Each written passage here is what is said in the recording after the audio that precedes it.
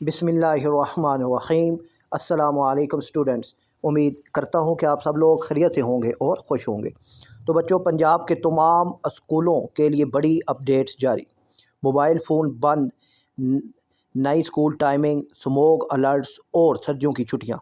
तमाम तफसील इस वीडियो में मैं आपको बताऊँगा।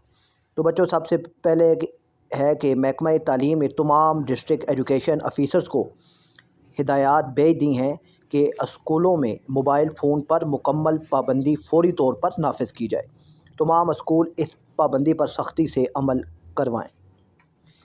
फिर दूसरा जो अहम नोटिफिकेशन है बच्चों, वो है एकेडमिक प्लस को करिकुलम एक्टिविटीज़। ठीक है। और साथ ही स्कूलों को हिदायत दी गई है कि बच्चों को ज़्यादा से ज़्यादा इल्मी, निसाबी और गैर निसाबी सरगर्मियों में हिस्सा लेने की तरकीब दी जाए ताकि उनकी शख्सियत और महारत में इजाफ़ा हो। और ये नोटिफिकेशन MPA रहीला खादिम हुसैन की तजवीज़ पर जारी हुआ, जिसे पंजाब असम्बली ने अक्सरियती वोट से मंजूर किया है।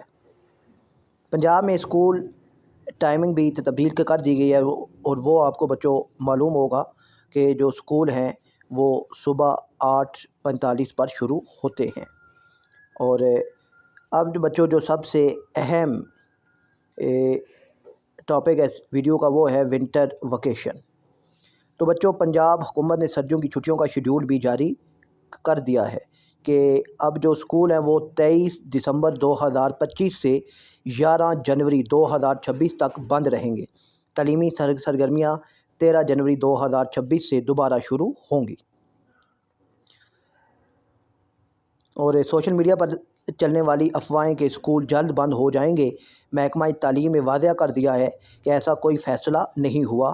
स्कूल नॉर्मल शेड्यूल के मुताबिक चलेंगे।